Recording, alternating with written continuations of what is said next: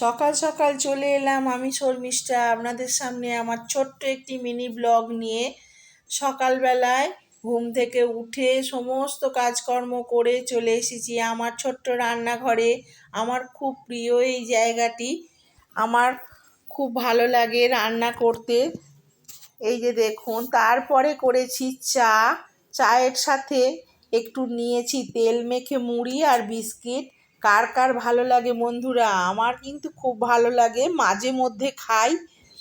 এবার চলে যাব সোজাসুজি রান্না করতে।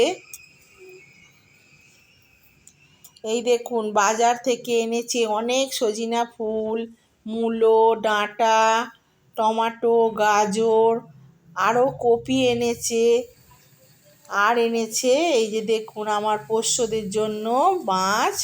আর আজকে যেহেতু রবিবার, তার জন্য বাড়িতে হয়েছে চিকেন।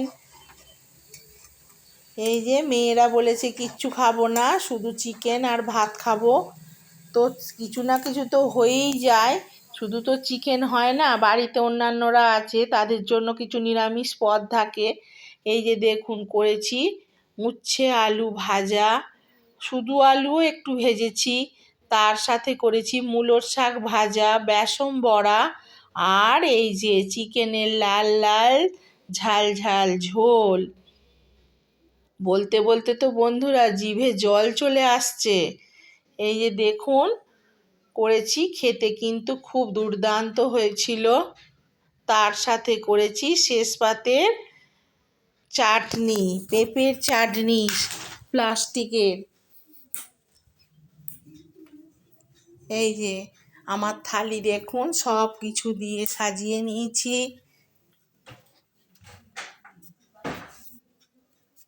সব কিছু দিয়ে সাজিয়ে নিয়েছি আমি, সাজিয়ে নিয়েছি আমি। দেখুন একটা নিয়েছি বড় সাইজের লেগ পিস।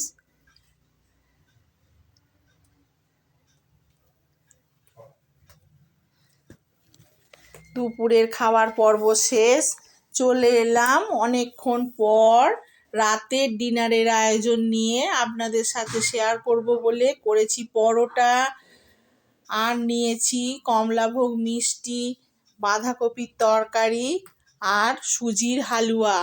আর সেটির নাম দিয়েছি আমি হরগৌরী সুজির হালুয়া। দেখুন দুরকম কালার দিয়ে করেছি, খেতে তো খুব সুন্দর হয়। তো আপনাদের মাঝে আমি এটিকে শেয়ার করলাম।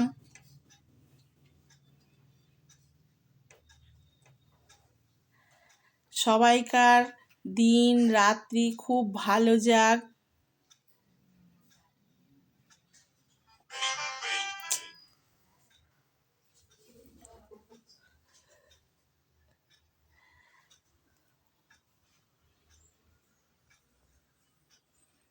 সবাই ভালো থাকবেন, সুস্থ থাকবেন।